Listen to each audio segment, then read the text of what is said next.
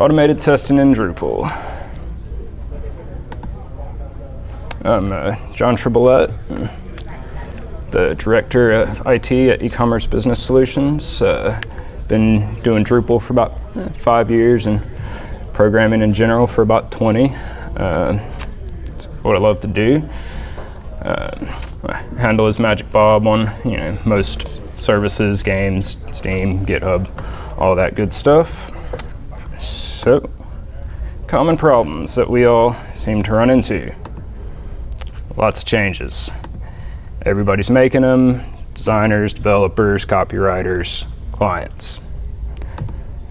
And there's generally lack of communication between those people and coordination, so you're not really sure what all is going on all the time, who's changing what.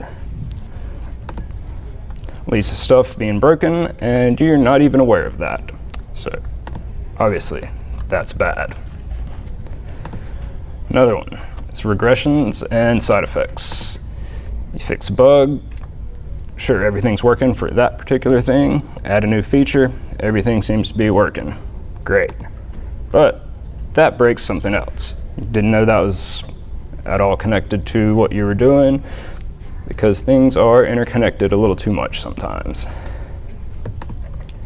Or that reintroduces a bug that you had previously fixed, and that doesn't look good because you'd already fixed that, and it's back. So that's bad too. Then of course, all of the devices everybody's got, operating systems, screens, browsers, all sorts of problems stem from that. Of course, everybody wants it to work on everything. There's not really any consistency across any of that.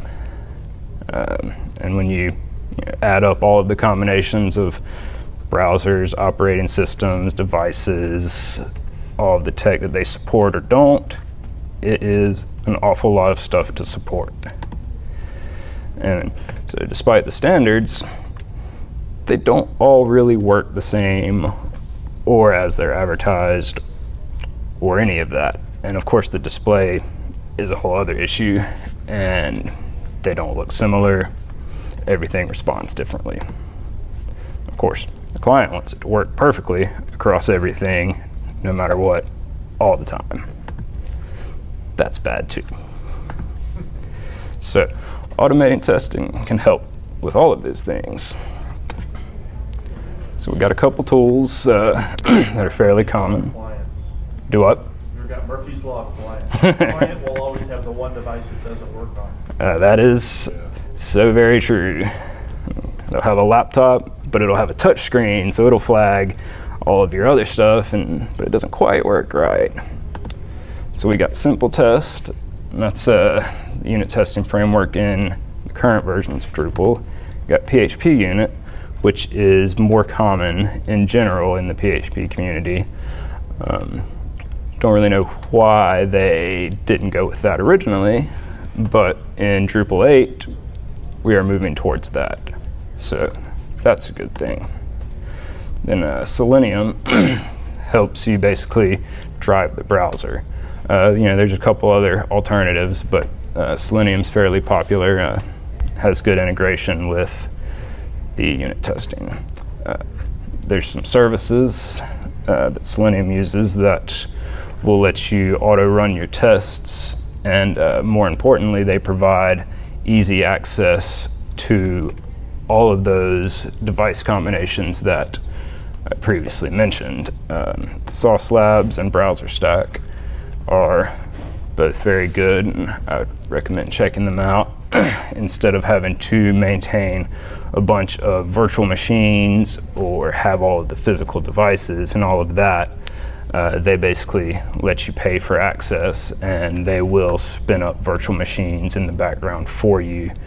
Most of the time it's either a virtual machine or the emulator that Apple or whoever provides.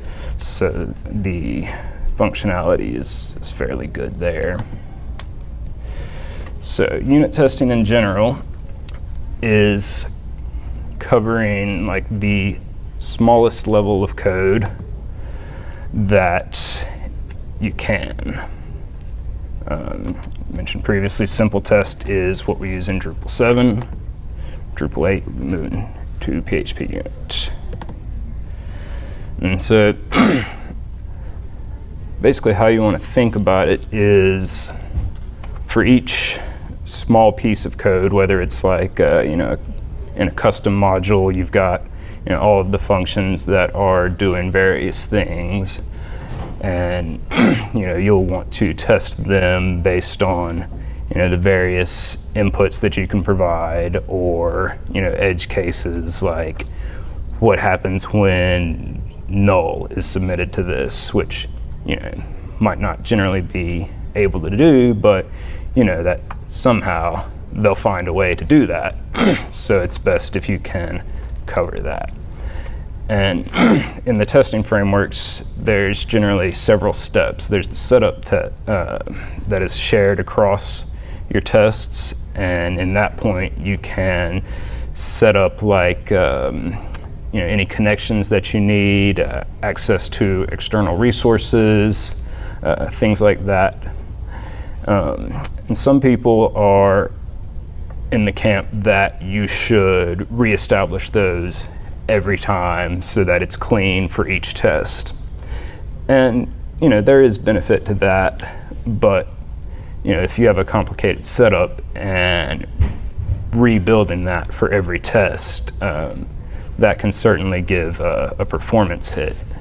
So whether or not you want to do that will depend on how many tests you have, how important the isolation is, and basically whether or not you want to deal with the long test running times. But a lot of the time, sharing some common resources is not a huge deal. And so then the setup will be run, and then you have each function will be basically a test, and within there you can assert based on various things. So if you're developing a module that has some, like say banking functionality, you can pass it in some inputs that will determine this is the input that I want, and this is what I'm expecting. And then you can assert whether that equals it, or you can catch exceptions with it. And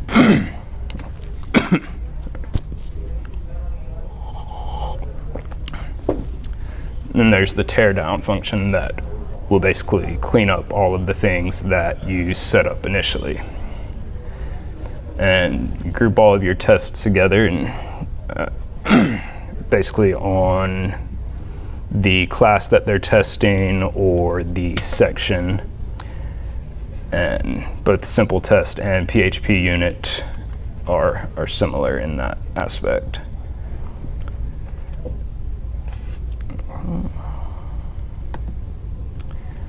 So Selenium, it has good integration into either of the simple test or PHP unit, or for pretty much any other test runner that you might come across.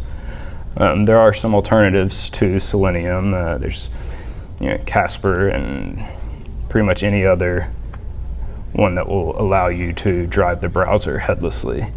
Selenium has good PHP drivers, so it's fairly common.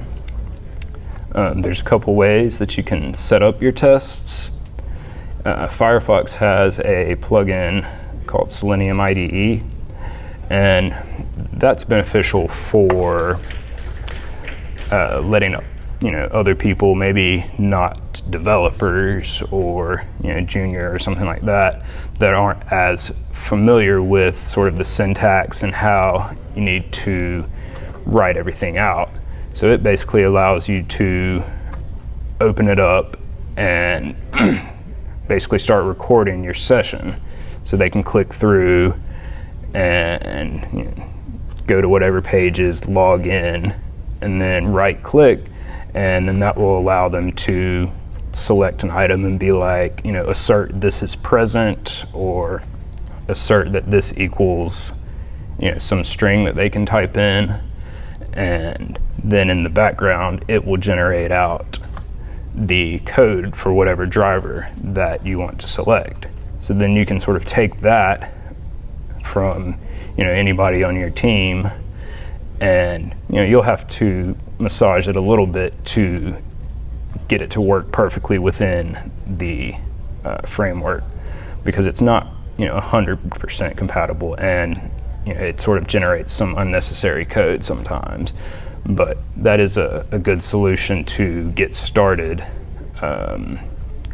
with some of your tests.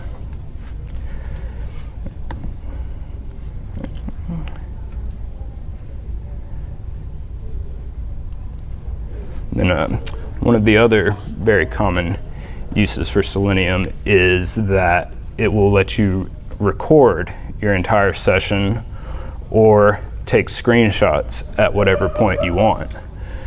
So, if you combine that with Sauce Labs or some of your virtual machines, then you can use that in testing your design. So instead of having to manually go through everywhere and on all of these, you can just be like, run these common flows, record them, or screenshot the appropriate positions.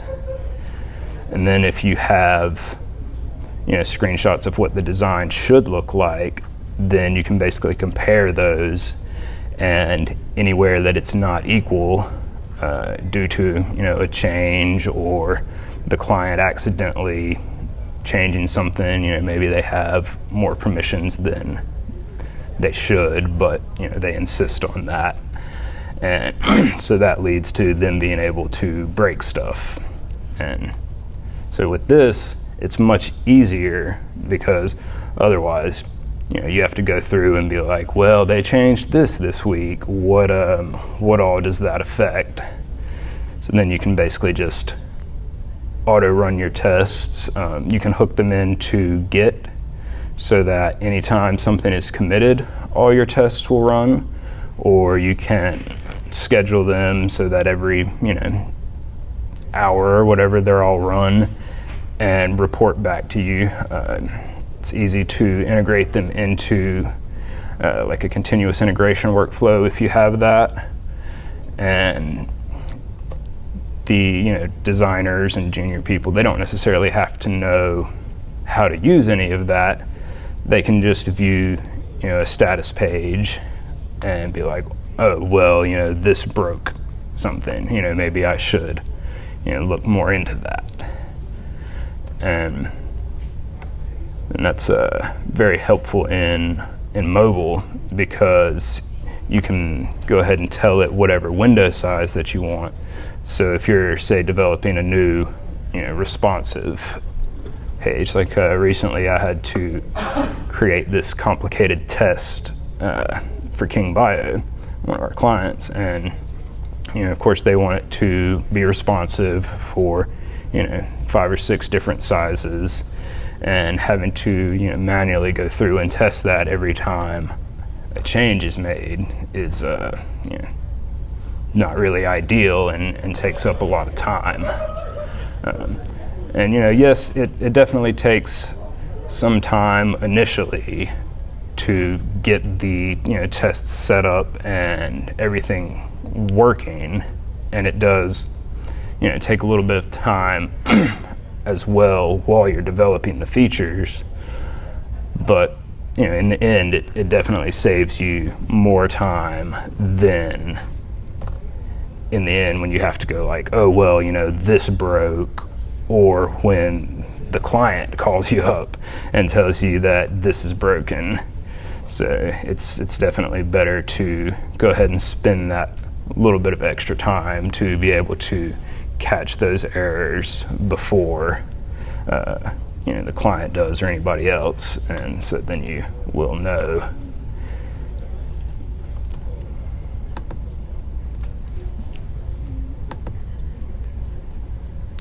Then another benefit of the browser stack and Sauce Labs is that if you do have a large amount of tests, they enable you to run them in parallel, so that if you've got 1,000 tests for a complicated site, then they can spread them out across however many machines that you want to pay for, And then you can also set it up to where, if you've got some internal resources that they need to access, they have software that will allow them to tunnel into your network essentially and connect to those. So when you're unit testing, there's also the ability to mock out certain objects or libraries. So when you're doing your unit tests, you might not want to hit the live database every time or an external API because one, that's not really the unit that you're testing, and then it will take additional time. So then if you have all of those tests, then you can split out and say you also have this class of functional or integration tests, and then in those you would go ahead and connect to all of the external things and they'll take a little bit longer, but then that actually guarantees that all of the libraries are interacting together appropriately. And then the remaining group is sort of the end-to-end tests, and that's what Selenium will provide with driving the browser, and sort of everything comes together. So you have basically tiers of tests. The unit is guaranteeing that the code is working and returning the values. And then the functional is that the systems are working together. And then with the end-to-end, it is basically guaranteeing that the entire system is working together, all like you had envisioned. And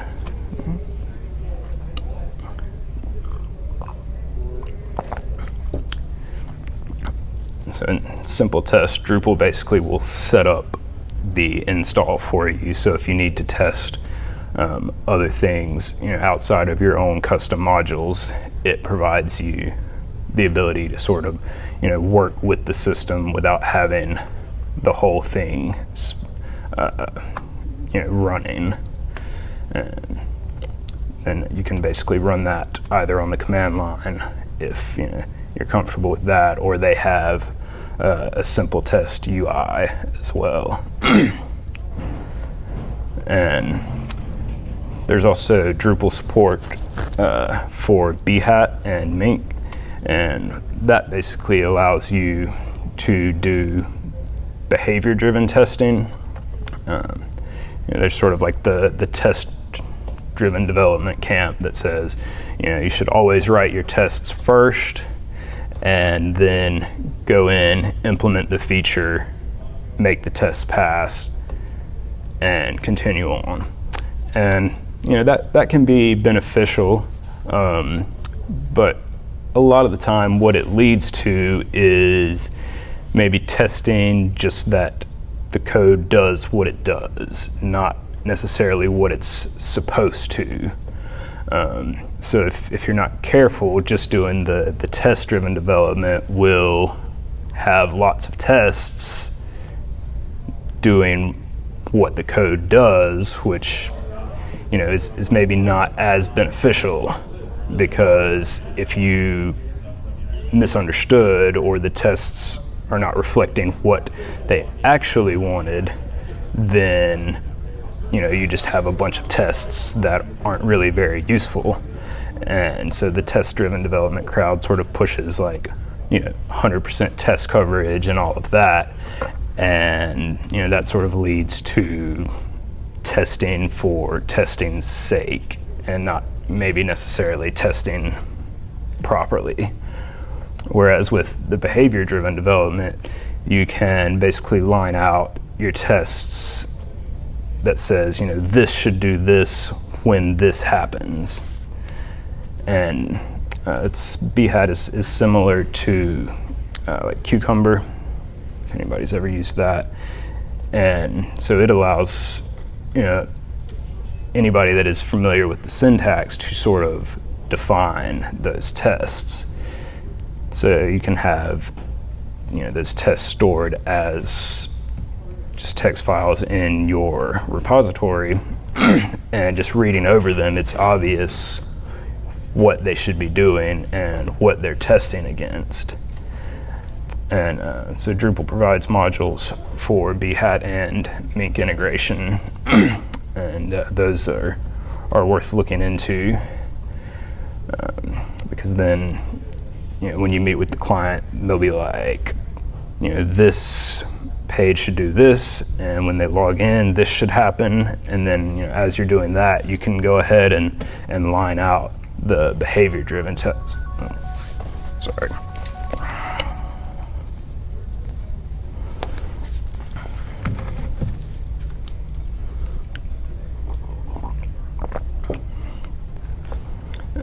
So, well, having code coverage is important. You should always make sure that you're actually testing appropriately and not just, well, this needs 100% coverage. And there are some code coverage tools that work with PHP Unit that will go through and analyze the code and how much of that code is actually covered by your tests. And so you can build that into whatever continuous integration you're using, or your build process, or manually run it whenever you run your tests. About 5. Anybody have any questions? It's an observation. I guess one thing that I haven't done a bunch of PHP testing. I've done Java Java unit testing, and at first it's hard to get into the, you say, why should I spend the time doing this? But what I ended up finding was that basically you'd end up writing a bunch of small sample scripts yourself anyway, right, to make sure the code was working right. Mm-hmm. And if you get into the habit of formalizing that, then you know that, oh, now I have, I fixed this, or I wrote the code to do this. This function should return that. And now, instead of having to rebuild that next time you change the code or something, you can always verify it. So yeah, that's part of what got me into unit testing in general. I sort of had a collection of shell scripts and things that would call these functions with all of these different arguments, and would use curl and be like, crawl all these pages and check for whatever text your error page displays. And after I'd done that for a little while, I was like, well, there's got to be a better way to do this. This is a fairly common problem. So that, and then once I started doing it, and when you get used to it, it really doesn't take that much longer. Maybe 10 or 15 minutes, and the peace of mind that comes from just making your changes, running all your tests, then seeing, hey, everything works. It gives you a certain amount of freedom to refactor your code that is just not there on a code base that doesn't have tests. And when stuff changes as quickly as it tends to, I don't know about y'all's clients, but mine certainly want to change stuff on a very, very regular basis. And with how everything is tied in together, without the testing, it's just like, well, man, I hope this works right, and I don't think this is connected to anything else.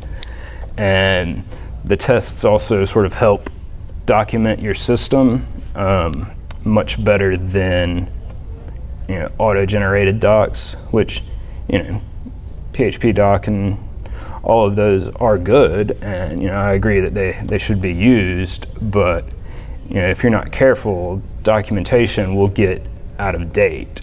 Whereas if you require that your tests are there and that they're passing, then it's much more difficult for those to get out of date, because if one starts failing, then either the commits get rejected, or the senior dev is going to be like, what's the deal here? So I find it's much easier to get up to speed on projects that have a solid test suite, because I can just go through and be like, all right, this is how these objects work, this is how everything ties in together, and this is sort of how the whole system should work together. And that's much easier than just going through all of the code.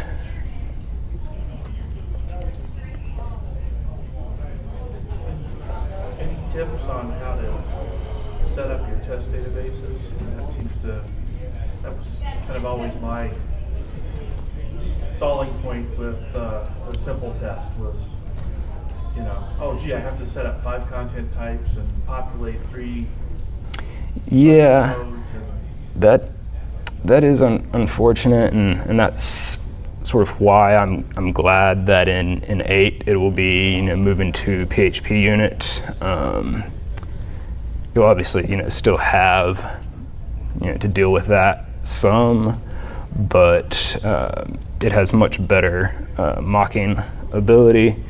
So if you're just testing something that you don't necessarily want to interact with all of this, then you can just mock that out and be like, this function's mocked, it should always return this based on these inputs.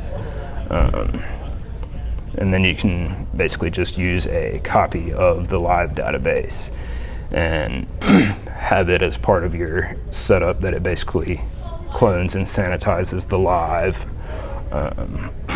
Or if you have a large infrastructure already set up, then it can basically just copy over and sanitize on a scheduled basis, and then all of your tests can run against that.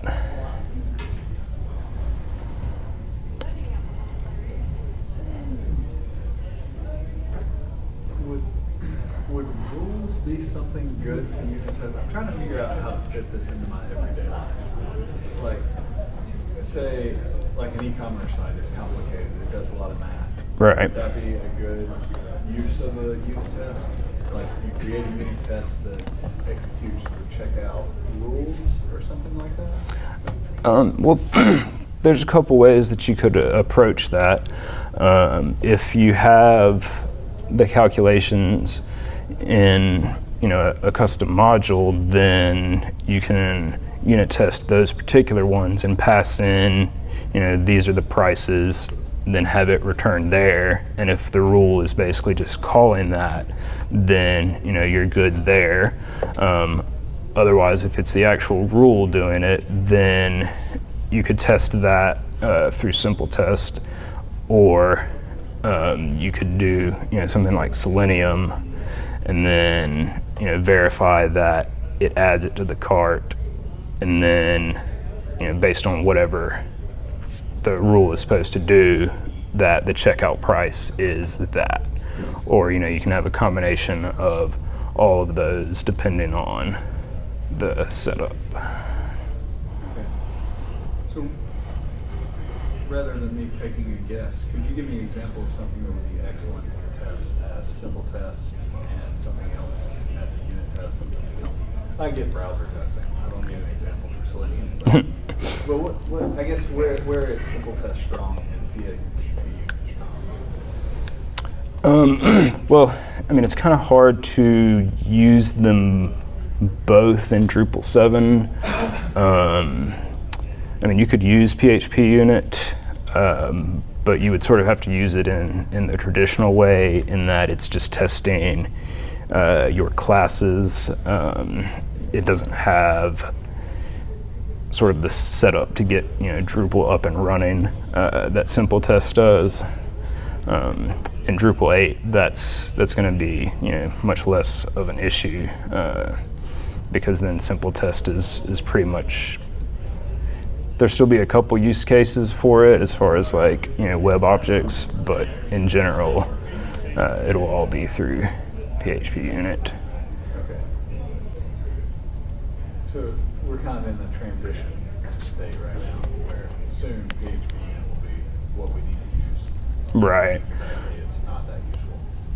Yeah, I would definitely recommend checking it out, because it's where Drupal is headed, and pretty much any other PHP project or library that you use, it will come with a set of PHP unit tests. So, being familiar with that will help you in general. And, if you're working on, another open source project or, some library code that you need to interface, or, say you're writing something like that, then, PHP unit is pretty much the standard.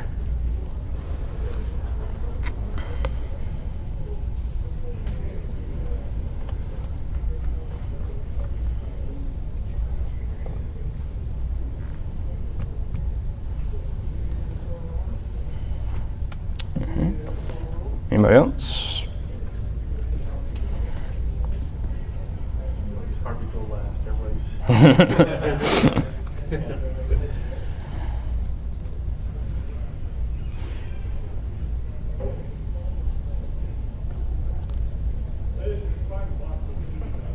Do you have any test code, even if you don't run it, that we could look at? Or? Not on this computer. Sorry. I was just curious because I don't even know what they look like. Right. I'd like to throw out one comment is, the taking screenshots or recording the entire session. I think that's kind of useful, particularly if you have people who haven't worked in an automated testing environment. Like sometimes, in your heart, you just don't believe that test is really failing. Right. You're like, I went through and I clicked my code and I made sure it worked and it worked, so something's wrong with the test. And seeing the little movie run, all of a sudden you realize that, hey, the way I tested it was different and I understand what's going on, or I changed the CSS tag with something, now doesn't find the right thing to click or whatever. Yeah. That can just save a lot of time in debugging. It's really worth it. Yeah, it's been very beneficial because somebody would be like, oh, well, it's working on my machine, and then be like, well, here's the recordings from this device, and this browser. Right. So you can see that obviously that's a problem. And while maybe not the most common use case for the screenshots, I've found that it's really very useful for verifying your responsive designs and things are working. Obviously when you're developing, you want to interact with it live, and Browser Stack will actually give you an option to go in there and live control it as well. Good? All right. Okay.